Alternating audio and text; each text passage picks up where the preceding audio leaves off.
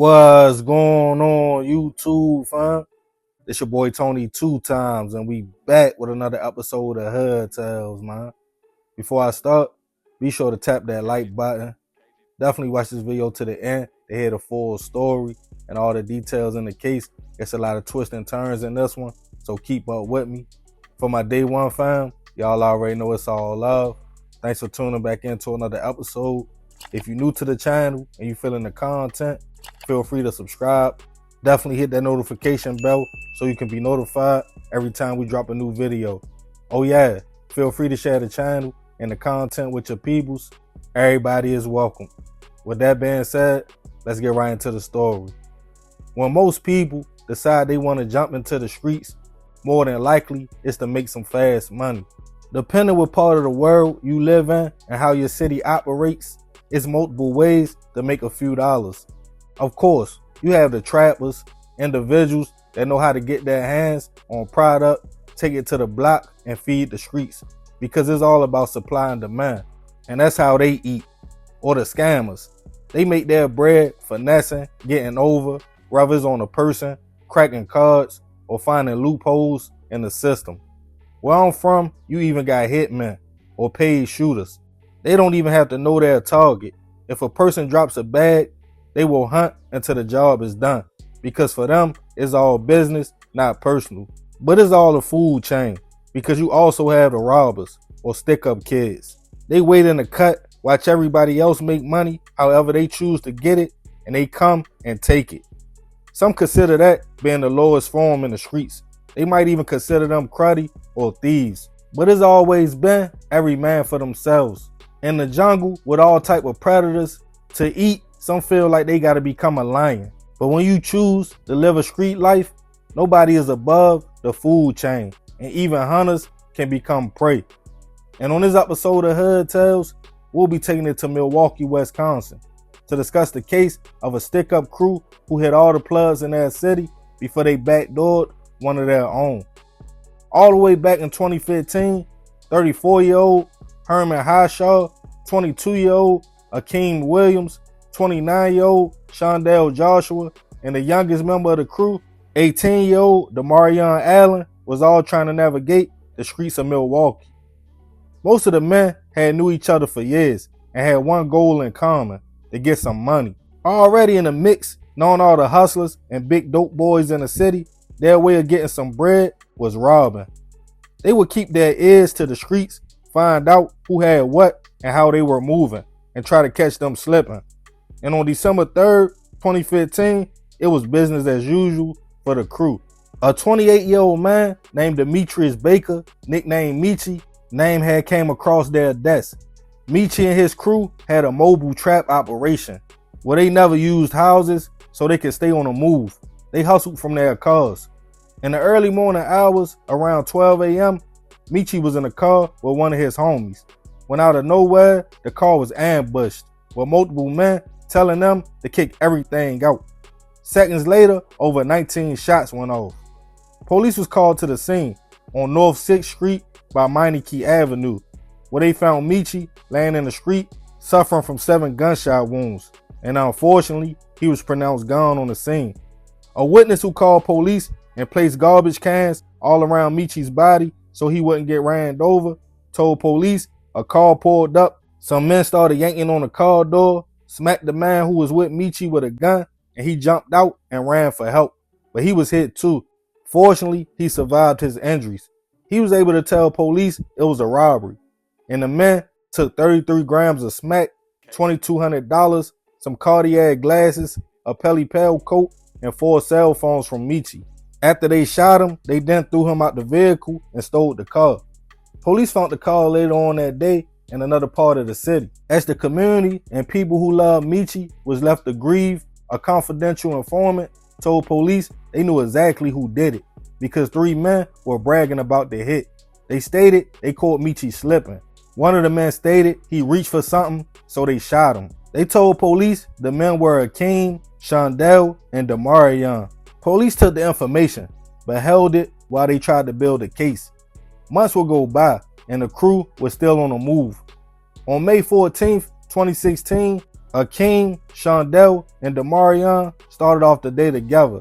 They were lurking as usual when they saw a man parked at a corner store near 39th and Capitol. They parked the car and all three walked up to the victim. They tugged on his car door and realized it was open. Then they hopped in, guns in hand, and told the man they knew he was trapping. They knew he had money and take him to the house. The man did what he was told.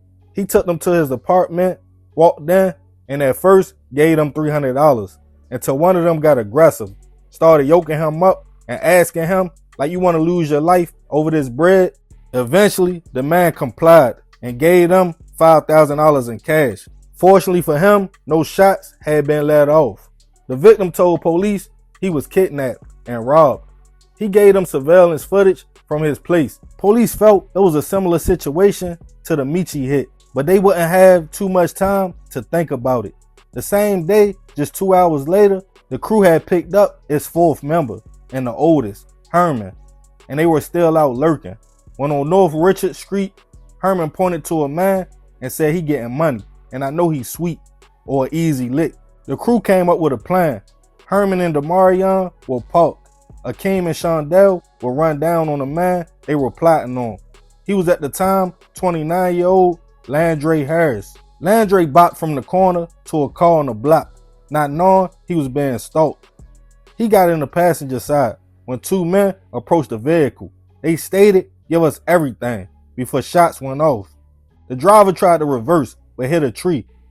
Police was called to the location to find Landre suffering from multiple gunshot wounds, and unfortunately, he wouldn't survive his injuries. Police were now hot on the crew's heels after another informant told them the crew had been responsible for multiple robberies and hits. But before they got a chance to move in, things would take another turn. Later on in May, the youngest of the crew, 18-year-old Demarion, got a call from Herman, who he had knew since he was a kid and had been on many licks with. Herman even was tight with the young man's family, so he thought nothing of it when he told him, like, "Shorty, pull up. I want to holler at you real quick." On May 27th, 2016, Milwaukee police and firefighters got a call of a fire that seemed unusual. They responded to the scene. They were surprised to find a partially burnt body laying on top of a recycling bin, wrapped up in white sheets. It seemed the person was shot in the head. They were pronounced gone on the scene, and later on, unfortunately, they were identified as Demarion. Once again, police got information from another informant, stating Herman decided Demarion was a liability. He thought the youngest he could break easy and talk to police, so he called them over to his house to the basement and shot the young man. He then got an associate to take him to the store to get cleaning supplies and help him move the body. 2 days later, he moved out the home. Police were able to verify the story by getting surveillance footage from the store the informant stated Herman went to, and in fact, it showed Herman buying the products. Also, the video from the day of the kidnapping showed Demarion, Akeem, and Shondell at the victim's apartment demanding money. The same clothes they were wearing that day were described by witnesses 2 hours later on the scene on the hit on Landre. Police also had been getting more information, with people pointing to the crew stating they took Michi's life as well. With that, the remaining 3 of the crew were all tracked down, taken into custody, charged with multiple robberies, hits, and attempts. As the case made its way to court, Herman was surprised Shondell was cooperating, talking to detectives and prosecutors. As Demarion's family spoke out, they stated the young man was living fast. He wasn't perfect, he was caught up in the streets, but it didn't give Herman right to play God and take his life. He apologized to the family and stated he made a decision out of fear and emotions. He eventually pleaded guilty to second-degree reckless homicide and was sentenced to 22 years in prison. With his cooperation, Shondell only received 16 years. Akeem got it the worst, and for his role, he was sentenced to 35 years in prison. Rest in peace to Demetrius, Landre, and Demarion. I send my prayers and condolences to their families. It's crazy how Demarion was running with the crew, preying on people, the trappers in the city, not knowing he would eventually be preyed on himself and backdoored by one of his own. Then the person Herman thought would talk to the police, he took his life, not knowing multiple people was already telling on them, and Shondell would be the one to give the most information. It's an old saying, it's no honor amongst thieves, and I think this case proved that it was every man for himself. I'm sure if they would have never got jammed up and they all would have been free, they would have all been trying to backdoor each other. But I'm going to leave this one open for discussion. Y'all let me know what y'all think about the situation in the comments. And remember, we got to succeed, not to fail, so we won't be just another hood tale. Yeah, man, this is a crazy story. Rest in peace to everybody that lost their life and who was affected by this case. I send my prayers to their family. But I ain't going to talk too much more about this one. Y'all leave it in the comments. I appreciate you if you made it to the end. This is another episode of Hood Tales. This your boy Tony 2 times. Love, fam. I'm out.